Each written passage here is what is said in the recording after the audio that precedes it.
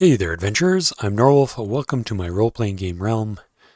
So I'm taking a bit of a quick side trek before I jump back into my solo Powers and Perils series. Just as a reminder, Powers and Perils RPG was published by Avalon Hill Game Company back in 1983. So again, this is very much an old school type role-playing game.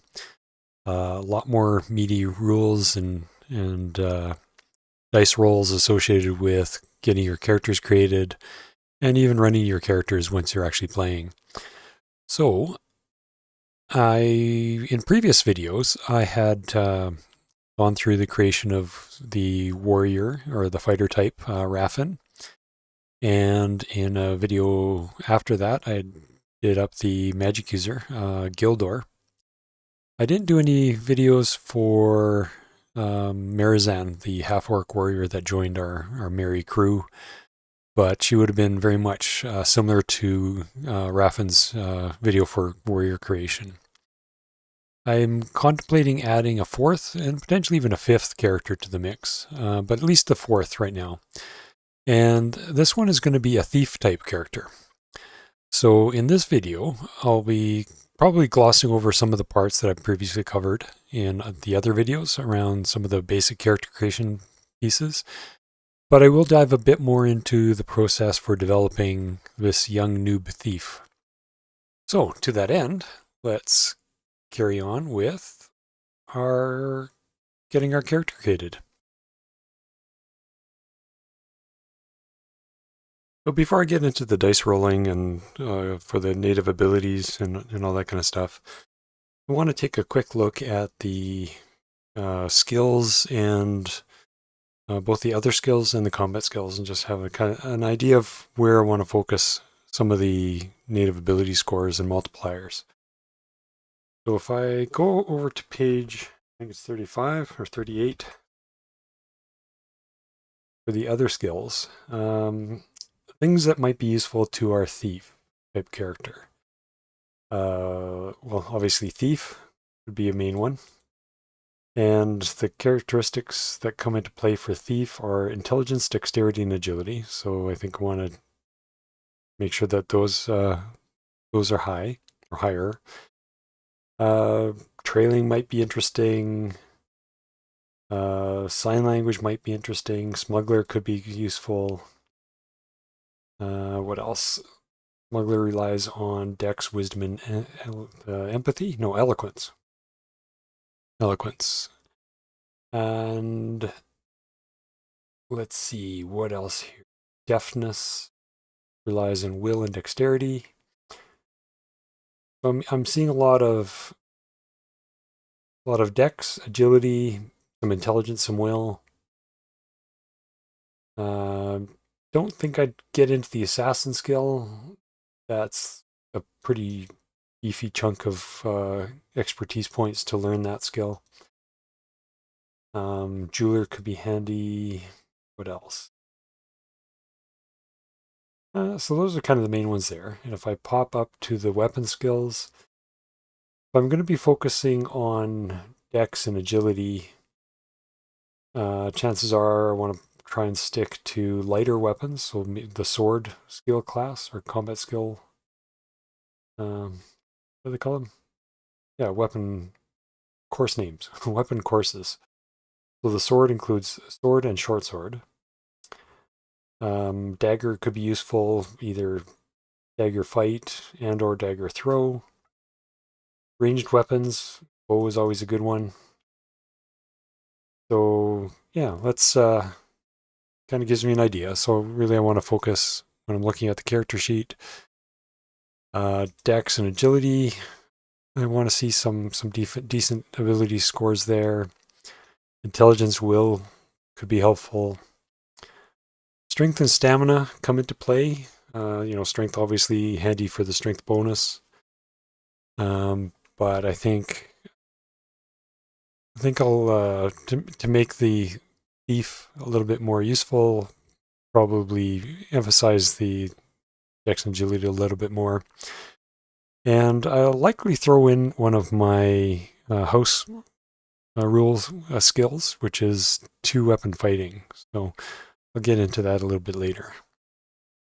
Yeah, so obviously I'm going to, knowing that this character is going to be a thief type and which ability scores I'm looking for here, or characteristic scores I'm looking for here, I'm not going to go through and show all the roles, but I'm going to come back with the roles filled out for the native abilities, and then we'll get into the race selection and go from there. So I may end up re-rolling a little bit just to ensure that some of these skills end up kind of towards more useful skills anyways. So I will be right back. Great. Several attempts later, I've got some skills filled in here, or some native abilities filled in. Probably about 3 or 4 tries to get something that kind of resembled what would be a thief character. So, and I haven't modified these by the chosen race yet. So decent, not bad strength, decent stamina, dexterity and agility, not bad not bad intelligence and will, and surprisingly high eloquence. And then empathy, constitution, and appearance are pretty much average, or slightly better than average. Yeah, so let us do some multipliers here. And race-wise. So I'm not going to be using the standard races here, the elves, fairies, humans, and dwarves. And I don't use the half-breed options that are part of this book. All these Alfar and Wara, these weren't part of the original version 1 of the game, and I just chose not to use them in my current campaign regardless. I have made some of my own custom races somewhere in the past with another friend, and those are here. So what I'm actually going to use for this thief character is a hobbit or halfling, whatever you want to call them. And you'll see that, the multipliers, obviously not the greatest strength and stamina, pretty decent on dex and agility. Intelligence, not a whole lot of change. Will, some decent change, and whatnot. So let's flip back to the PDF and do our multipliers. So max ability multiplier is going to be 2d6 plus 14. Let's bring up the old dice tray and roll our 2d6. Wow. And we've got 11 plus 14, so 25. That's a hell of a good multiplier. So let's get our 25 in here. That works out to, let's see. Let's get rid of the dice tray so you can see what I'm doing. Right, so I want, like I said, decent dex and agility, so let's put 4s in those. High intelligence would be nice. A decent will would be nice. Not too worried about eloquence and empathy, so let's put our minimum multiplier in there, which is 1.5, and the maximum multiplier being 4. Yeah, so let's see. Maximum 4, minimum 1.5. And we'll roll for Constitution Appearance here in a second. So if I put 3s in here, I still have 1 multiplier left. So if that's a 4, that gives me a 52. Wow, she could be a pretty tough one eventually with a +3 strength bonus. Oh, she already gets a +1 stamina bonus. Oh, you know what? Before I get too carried away with these multipliers, let's do the racial modifiers. So the Hobbit, and this will definitely modify what I'm putting in here. So the Hobbit, she's going to be, well, she's going to be a she, so, and let's make her female. And what's a good name? Let's go with Keena Glenflower. Sounds hobbitish, I guess. So she has a -3 to strength, so that becomes a 10. She has a -1 to stamina, that becomes a 16. She gets a +2 to dex. Well, actually, 20, that's pretty decent. And 18 agility, +2 to her agility. Her intelligence doesn't get modified, but her will gets a +2. I'm over here, +2. It's going to be a 15. Her eloquence gets +1, and empathy gets +1. So that's a 17 and an 11. She gets a -1 con, +1 appearance. So 11 and 13. Right, let's bring the old dice tray back. We're rolling on the table down here to figure out what her con multiplier is and her appearance multiplier. Of course, these start out at max. Let's just highlight that as a slight gray. Happy little D10. Okay, con. Oh, dice tray. All right, we've got a 9, and that gives us a 3.5 multiplier. And for appearance, we've got a 3 multiplier. Oh, interesting. These both 39. So 39 and 39 for starters. So our current abilities are going to be the same as our native abilities to start with here until I start adding some characteristic points. So 10, 16, 20, 18,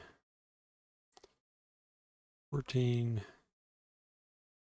15, 17, and 11.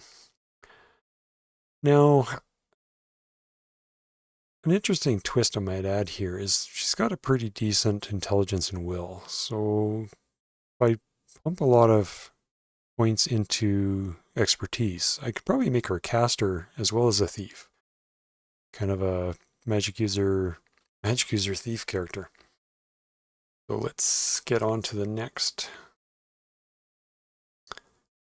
section here. Get rid of our dice tray. So, background. Next up is age. Again, our little age table is up here.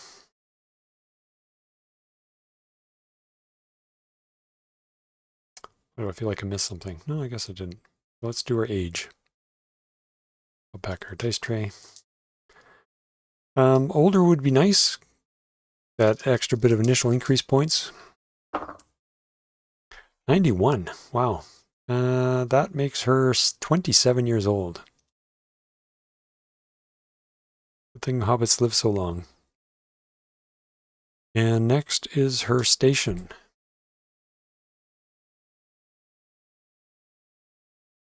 Again, another percentile roll here. 94. That is going to be, wow, station 4. She obviously grew up with a rich family before she parted her ways with them and went to a life of thievery. I don't want to necessarily say crime because I'm thinking she's probably going to be more like maybe the Robin Hood sort of character, which kind of plays more into my style of game and kind of how she would best fit into the group. So she is basically comes from a rich social class, merchant, large landholder, petty nobility like a baron or less, field grade officers, major clan chiefs and shamans. So I'm thinking she's probably come from one of the larger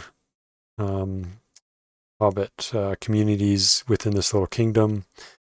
Maybe her parents were the kind of the leaders of that that Hobbit community, and she's basically kind of didn't wanted to explore the world, see things, and left,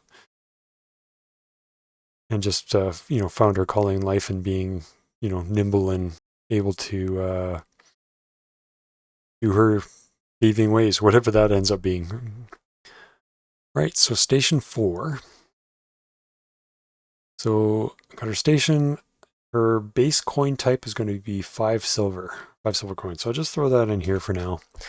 When we do wealth later, whatever that multiplier there is, I know that I can multiply this by that wealth multiplier, and we're golden at that point.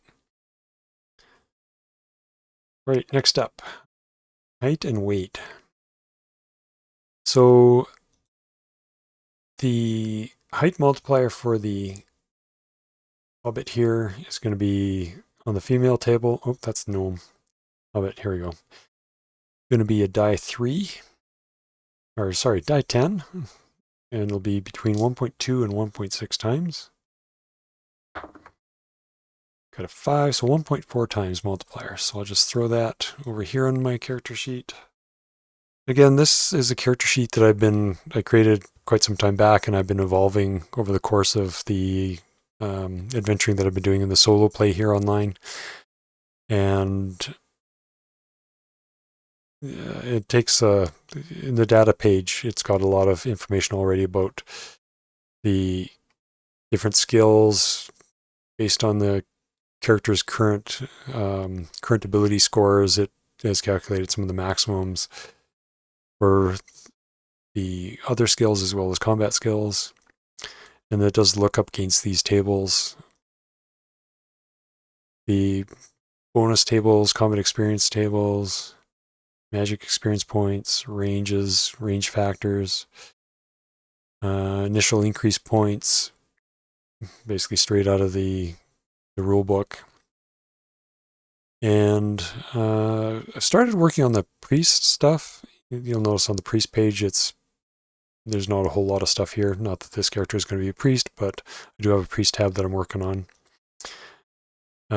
Back to the data here. And somewhere down here, we have some racial modifiers that I've started working on. And the short races, like the dwarves, fairies, elves, or not elves, halflings, gnomes, whatnot, there's a half height multiplier. So back to the front.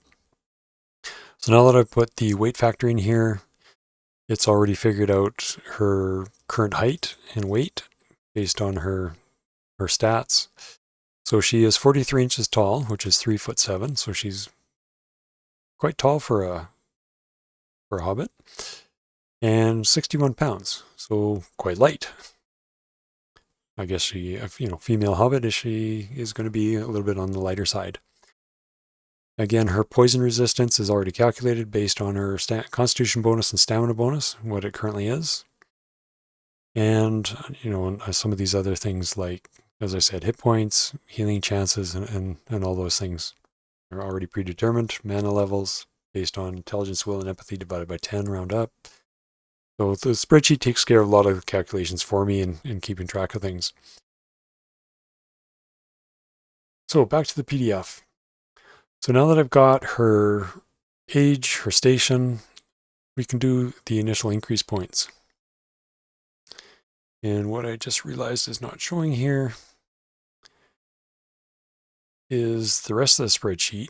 Another column here that once I start filling in the points here will tell me what she's actually getting in the way of either characteristic points or combat experience points.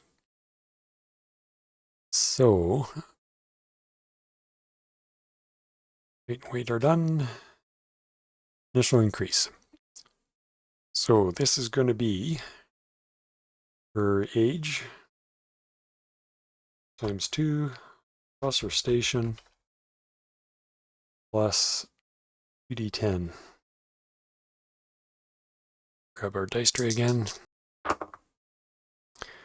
So that's 14. That's not too bad. So plus 14. So she starts with 72 points. That's a pretty decent number to start with. Now, I'm thinking, let's get rid of our dice tray again. Let's shoot for combat experience level 5, 4 or 5 anyways. So let's start with 5 and see how that goes. 23 points there.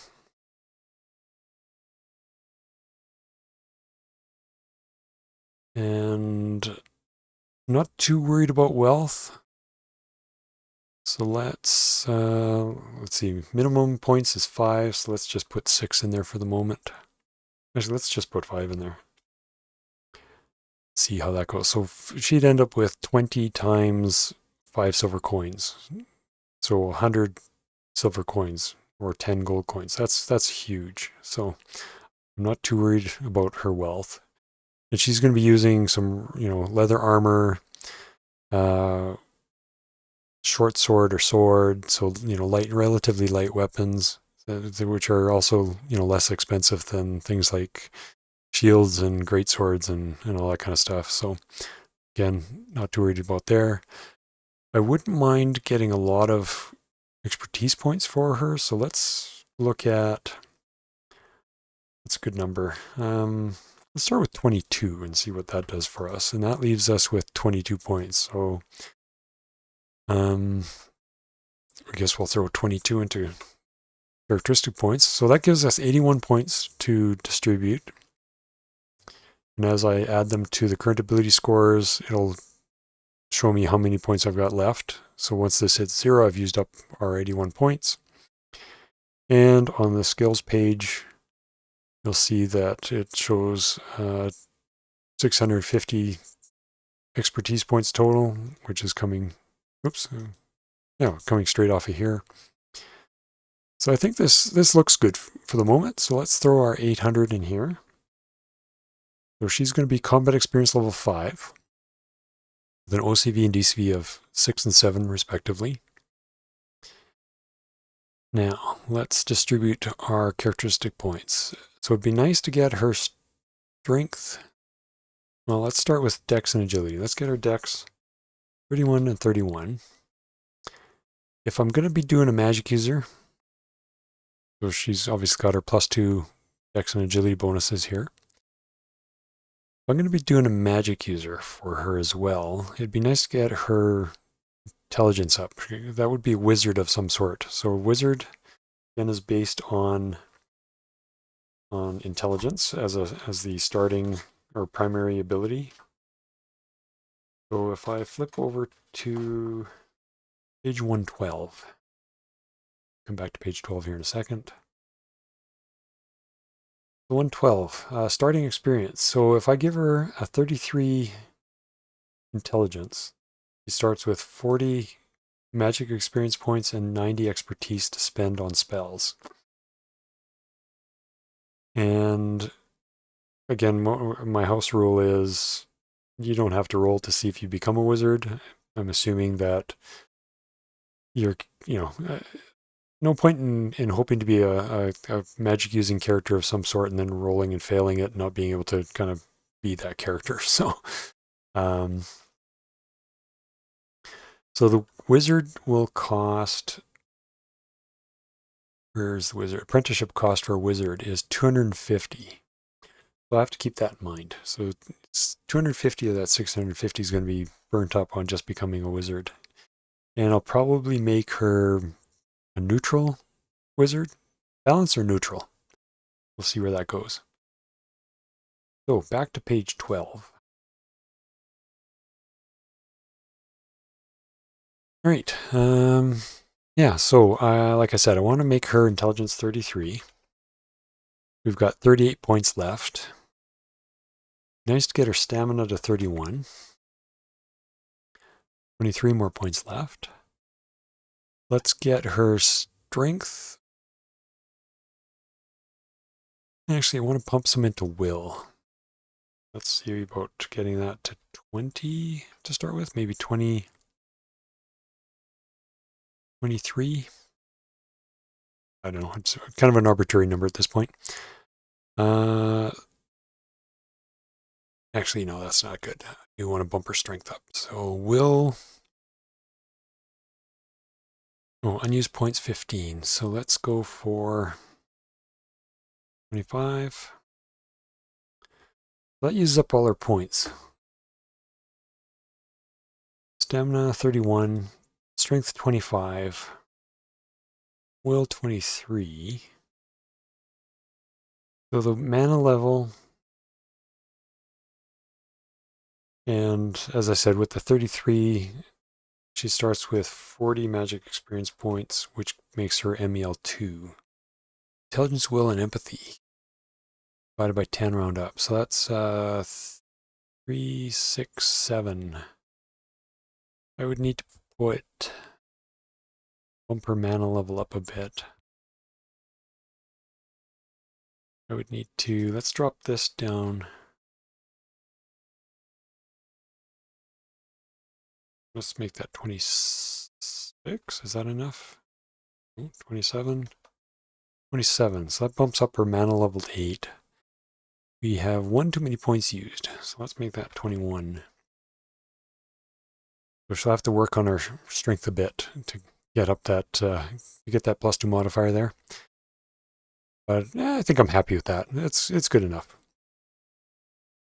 And let's find a picture. There we go. There's our little halfling thief, or hobbit thief. So next up, we have skills to distribute. Actually, before I start doing skills, let's continue scrolling down here. Special events. So her being 27 years old, she can either roll 3 times on the special events table, because it's per 10 years, rounded up, so it's 3. She can either roll 3 times or not roll at all. So let's see what we get when we roll 3 times on this table. Bring back our little dice tray. And let's get our dice tray moved over a bit.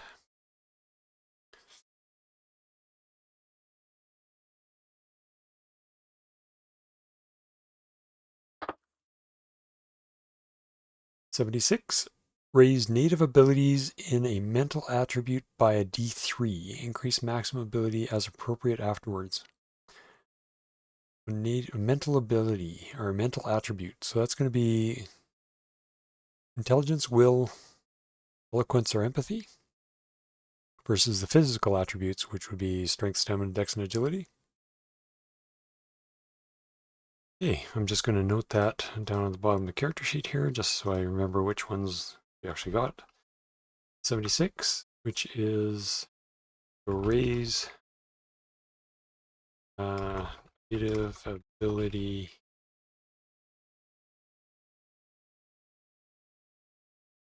attribute by 1d star. So that 1d3 star means 1 to 3 is 1, 4, 5 is a 2, and a 6 is a 3. See what we get here. And I'll probably raise intelligence. That's going to be 2 points, 2 more native intelligence. Her intelligence goes up by 2, so that's a 16.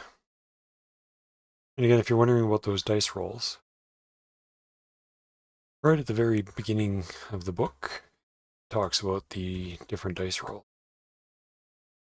Abbreviations, oh, here it is. D3 star, so 1 to 3 is a 1, 4, 5 is a 2, and a 6, 3.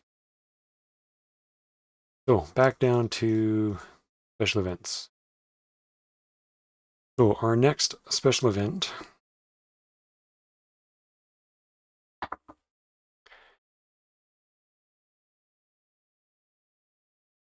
apprentice in a magic path of your choice if your native intelligence is 15 or greater.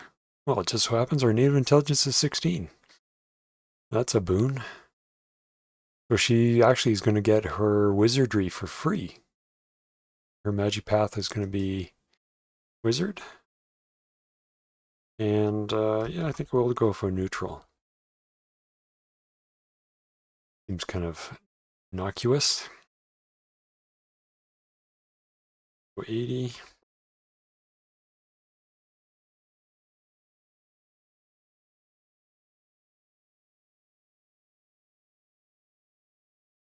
Cool. All right, and for our third one.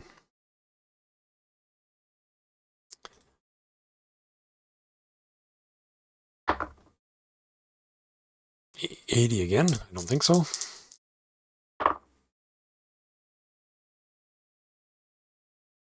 Special attribute. What does special attribute do for us? Special attributes are, well, this could be interesting.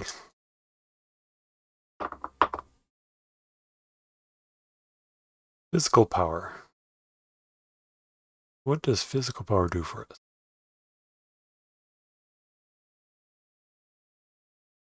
We'll scroll down here to physical power, wherever that is. Physical power. Character's native strength is increased by d6 plus 5, or a rating of 16, whichever is higher. Native stamina is increased by half the amount of the strength increase rounded up. Wow. So d6 plus 5. Holy crap. He's going to be a little muscle bound.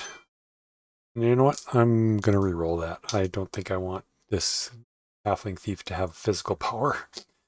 Let's go back to our special attribute table and we'll find something else for her.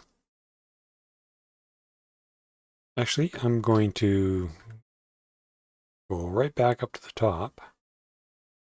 And we want to re-roll altogether. I'm going to skip that special power or special attribute and go for something marginally more reasonable.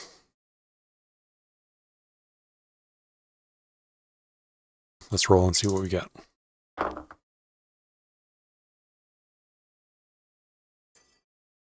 You know what? That works. Increase any current abilities by a total of 2d10. Increase any current ability by the total of 2d10. The number may not exceed the number rolled. Okay, what? I guess there's two ways to interpret that. So I have 2d10 worth of points to spread across current abilities. So that's a 16. Now, there's two ways to interpret this. Either I can't increase any step by more than 16, or if I look at my original roll, the 3 and the 5 is 8. So maybe it's saying I can't increase a step more than 8 points. So that 16 would be spread across 8 and 8 or 8, 4 and 4 or whatever. So let's write that one in. Get a 35. Copy that. Throw that in here.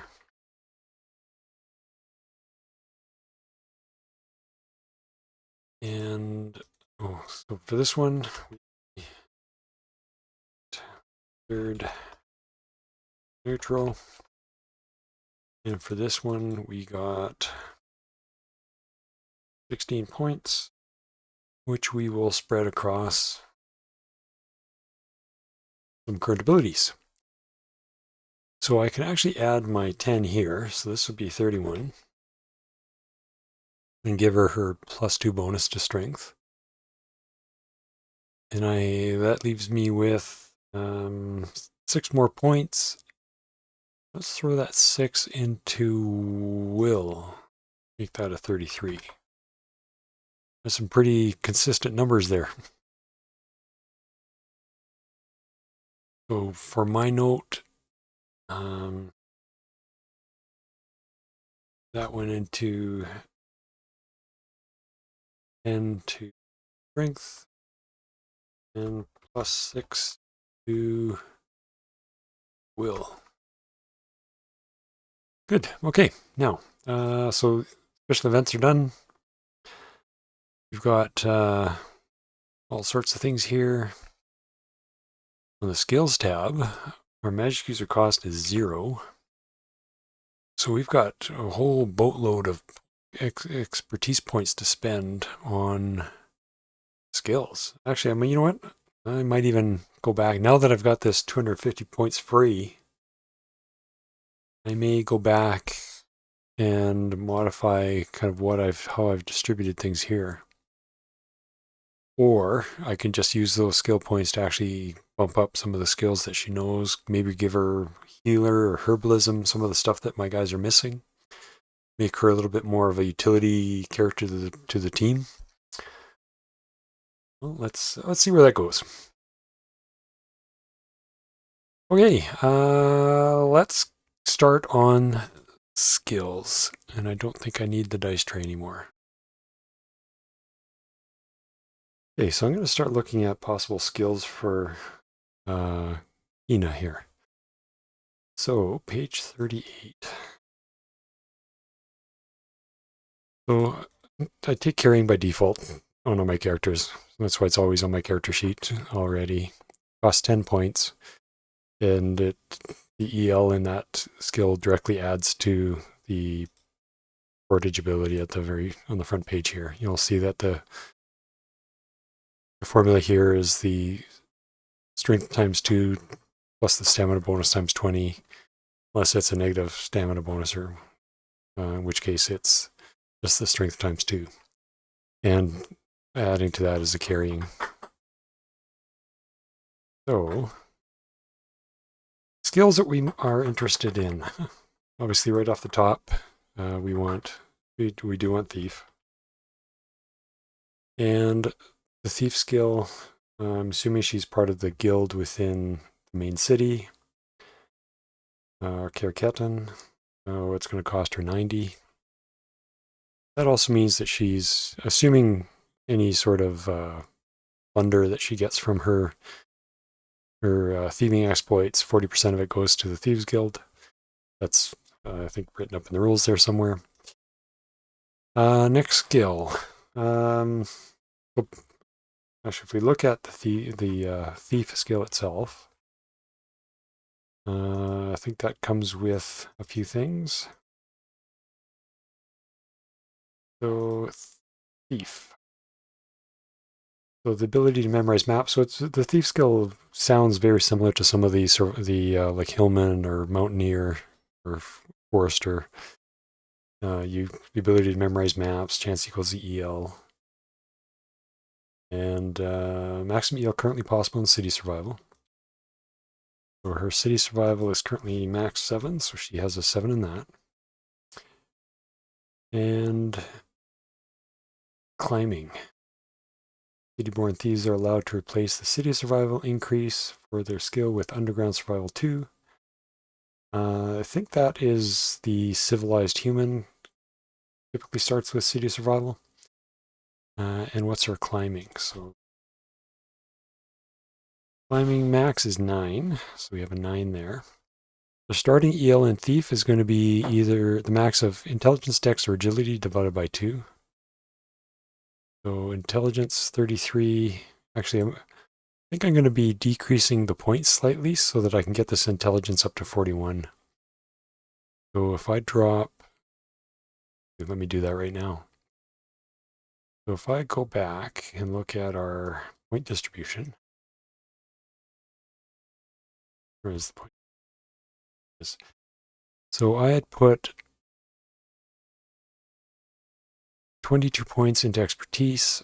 What I'd like to do is get an additional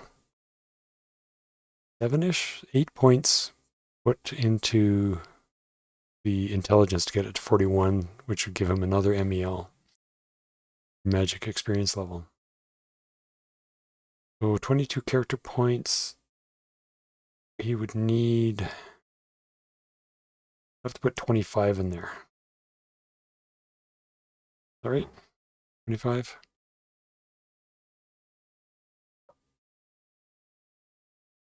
Oh, right, but I had added a bunch of points here, 16. So that would actually give me 11 points left over.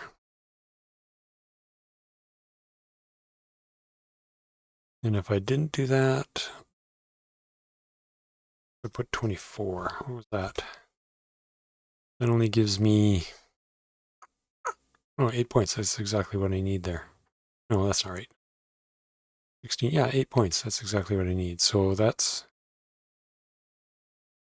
is 20. That drops it down to 550.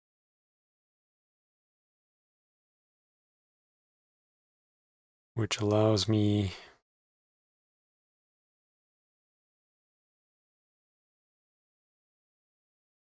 to put this to 41. Right, so I'm over by 16, but then I got 16 down here as one of the special events. Cool. Which then bumps this up to page 112. Oops. 112. So 41 gives them 80 expertise or magic experience points. So it bumps them up to MEL3. That's cool. Gives them a bit more casting ability. Bumping up his intelligence also bumped up his mana level, which in turn bumps up his magic defense value, mana level plus his MEL. And yeah, I think we're good. I think I'm good with that. So a little bit of a balancing act. Now, intelligence 41 divided by 2, going to be 22, 21. As a starting EL. And I'll do the calculations. Well, I'll do this one later. It's going to be a little formula doing the NEL squared. So 9 plus 1 squared. Okay, back to the thief skill. Hey, Cityborn Thieves, blah, blah, blah. Gain Trailing, Deafness, or Locksmith at starting EL. Trailing, Deafness, or Locksmith. Trailing costs us 15. Locksmith costs us 25. And Deafness costs 15. So we'll take Locksmith just because it's the better value. And that is a starting EL. So Wisdom or Dex. Or sorry, Will or Dex. 33 or 31. So 33.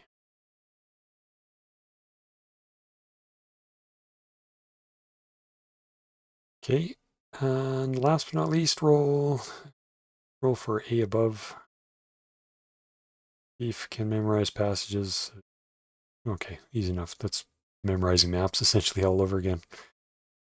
Okay, Locksmith. But I will buy Deafness. Oops. And that's going to cost us Deafness 15. Climbing Locksmith cost us zeros. They came with Thief. What else? So our Halfling, I'm going to say his home was in the hill area, so he'll take Hillman. Hillman will cost her 40. And that comes with some skills as well. So let's look at Hillman.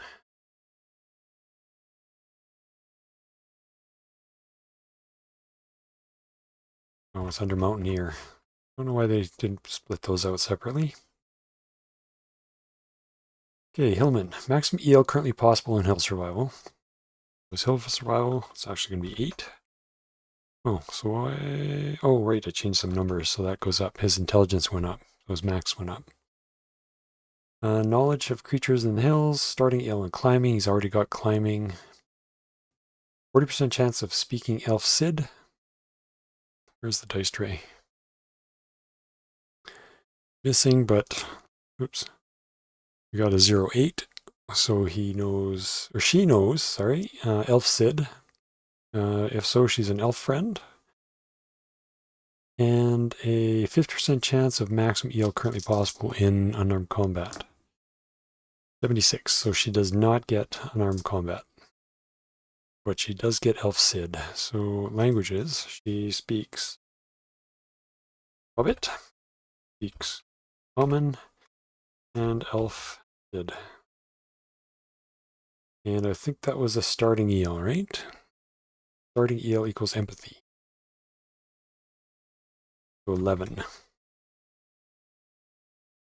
And she knows her native language automatically. I think she'll also be able to write it. And as part of the wizard, she'll probably end up with a common at max as well. So we'll see about fixing that later as well. All right, other skills. So she with Hillman, I got what she's got. I haven't figured out how I want to deal with skills that are duplicated like that. Whether she just gets an extra, some extra expertise points because of it, or it gets put towards something else. Back to 38. Let's see. I think I mentioned a Scrounger would probably be beneficial. Oh, actually, Scrounger's Smuggler. The Architect, Armor, Brewer, Carpenter, Carrying, Climbing, or Deafness. Disguise Artist, I don't think she's going to be disguising herself as anything. Exorcist, Executor, Fletcher, Forester. I think we will take Healer. Got 120 points for that, I'm sure. And in turn, she'll also take Herbalist. Oh, hang on. Yeah. Have to check. I think she gets. Actually, let's take a quick look at the. With a wizard, she gets some skills as well. Around 116 or so. Starting knowledge limit, wizardry. There we go. All general spells at EL 0. Oops. So all of these at EL 0.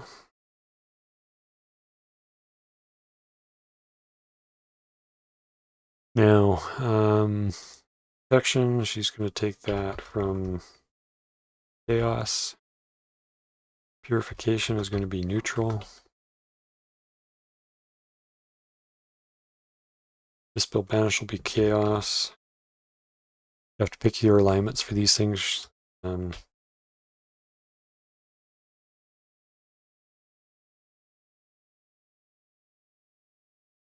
Knowledge will be neutral. And summoning will be neutral as well.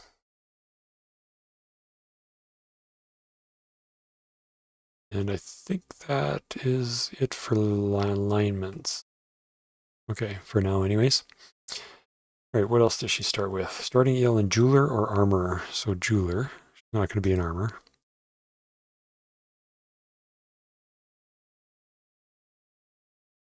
Starting EL is going to be equal to her Will. 33. That's cost her 0.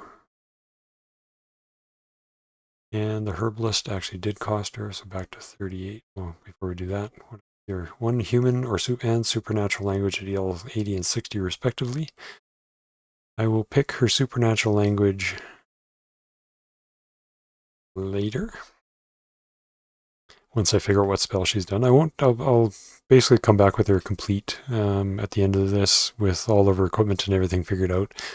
But I will kind of walk through the skills here. And I think Herbalist was 80 if I remember correctly. What else? Number of EL increase. The number of EL increases in permanent magic equal to the MEL -1. So EL2 in permanent magics of some sort.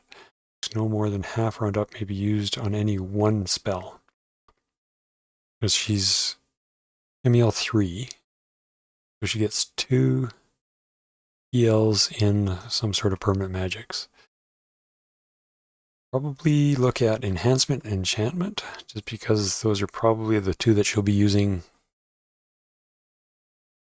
most frequently. Ensorcement would be another good one. Ensorcement allows you to bind spells to items. Enchantment basically allows you to increase the weapon strength bonus of weapons or armor and things like that, and enhances the item. And then enchantment, or enhancement, sorry, allows you to enhance some natural materials for their magical properties and stuff like that. So, and then of course these other guys, enchanted dedication dedicates your item to a specific alignment. Cursor ban, well, exactly that. And ward packs are basically protection magics that you can put onto doors or areas and things like that that will trigger spells when something happens in particular, like somebody who's not supposed to passes through or something like that. So I'm going to stick with what I was thinking. She's probably had more opportunity to use these 2. Although, from a pure min-max perspective, throwing a level into some of these other ones would be of a greater value. Yeah, so the other thing is she has 125 points to put into spells. And this is control. I'll clean this up. And like I said, I'm going to do the spell separately, and I'll just show the complete spell sheet, this completed character sheet with all the equipment, spells, and everything else once I'm done the skills, or walking through the skills here. So we have 195 points left. So time to get some weapon skills. So she does want bow. The bow's going to cost 27 to learn. And that comes with opposite bow, whoops, and longbow. And they will start at EL zeros. That costs 27. You want sword, so that gives her a sword and sword. And that sword costs her 15. She will take shield just because it's a good thing to have sometimes. Shield will cost her 25. That gives her EL 0 and all the different types of shields. And what else? Daggers. Dagger fight and dagger throw.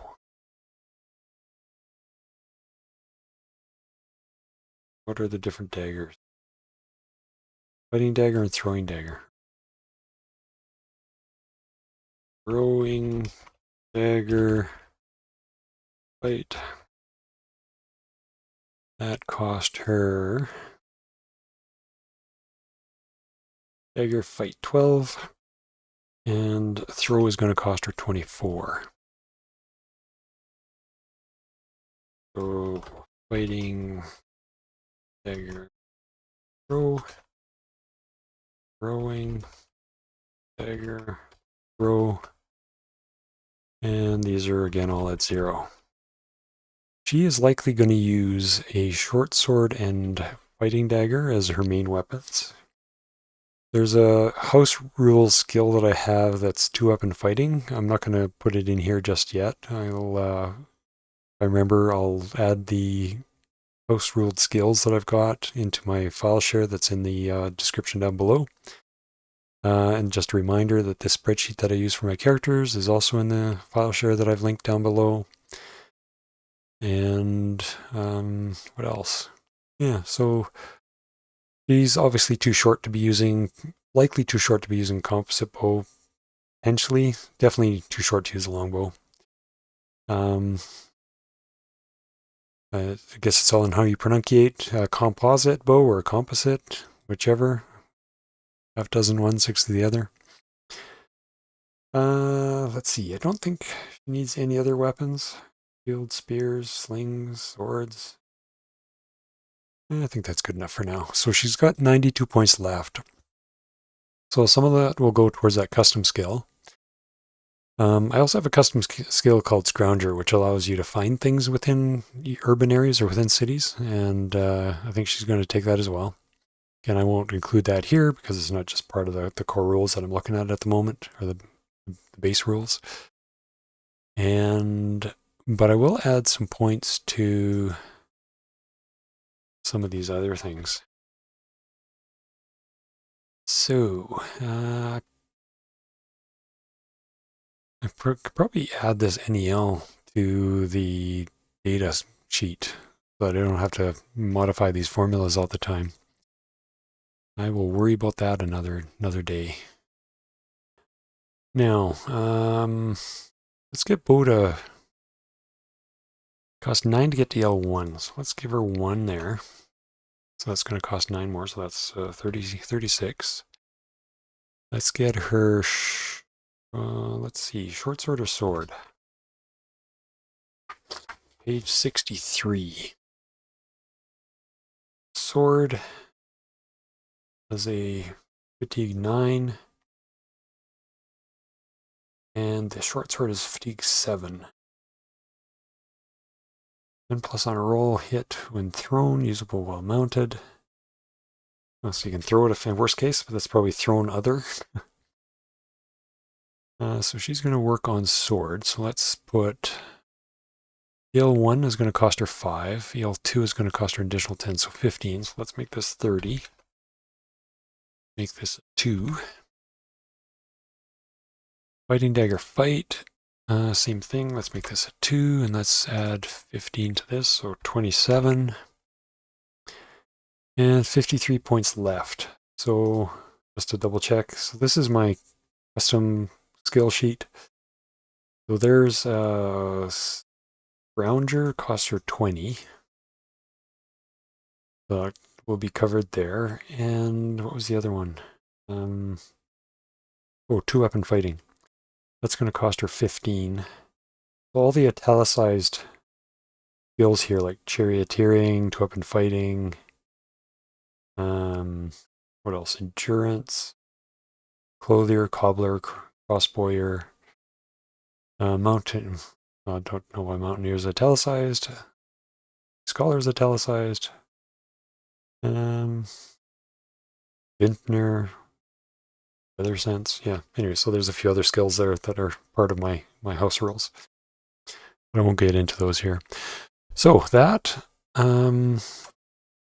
let's see. Strength is going to be 31. I think she got a 31 there. Yep, 31. So divided by 2, that's going to be a 16. Deafness is going to be equal to her will, which is 33. Hillman is going to be strength or agility. Both of those are 31. Healer, intelligence divided by 10. Intelligence divided by 10, so 42. Rounded up. Oh, 40, sorry, 5. 41 divided by 10. Herbalist is going to be intelligence 41. Yep. And anything else? So 10, 7, 29. Oops. 3, 7, 2. And this is going to be equal to the current EL plus 1 to the, where's the power of 2. The next EL, once she's actually able to go up, because it's maxed right now, will cost her 100 expertise points. But 9 is quite decent for an other skill. And I think that is it. So I'm going to break away here. I'll complete this character sheet offline. And just before I wrap up, I'll do a quick walkthrough of all the spells and everything else that's done on the sheet. And of course, I just realized I left the dice tray So, sorry. As I said, I put 1 into bow, 2 into the sword, 2 into fighting dagger. You saw these skills points go up. And otherwise, I think that was the only thing that was covered up while I was doing that, so my bad.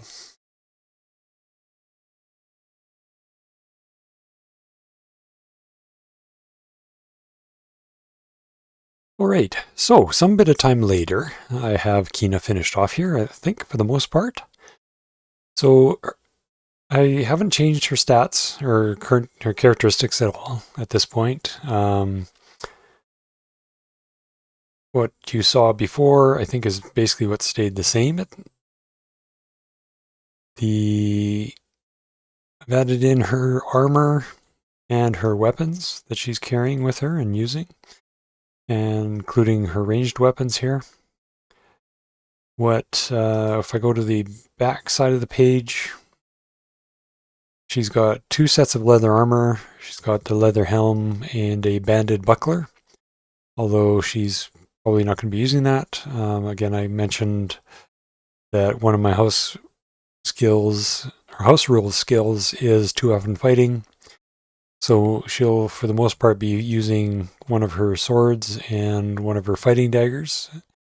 So again, she's got 2 swords, 2 fighting daggers, 2 throwing daggers, a composite bow, and 16 arrows for it.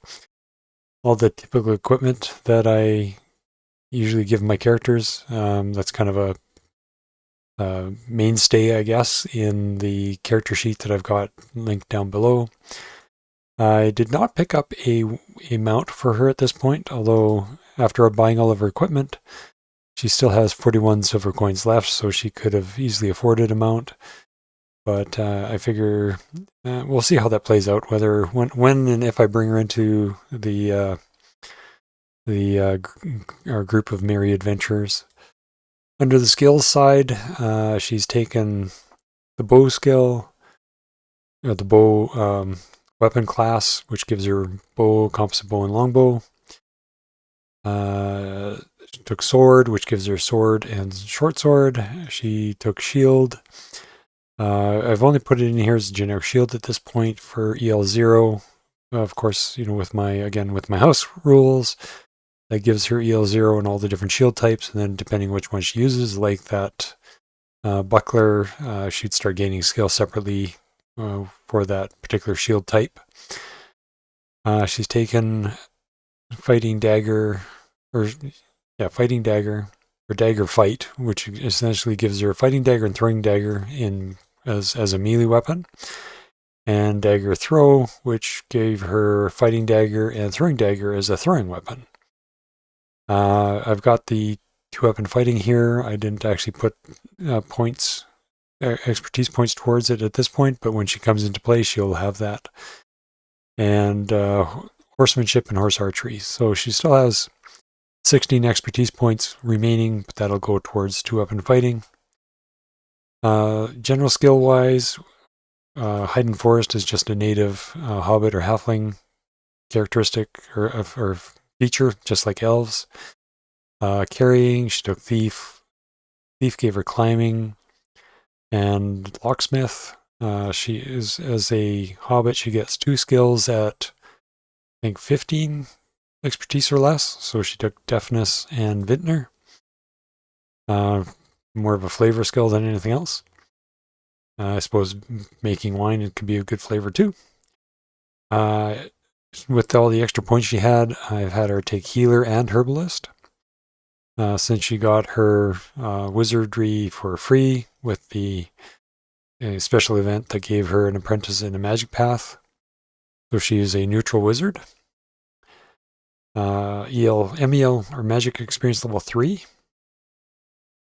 And her wizardry gave her a choice of either jeweler or armor. She took jeweler.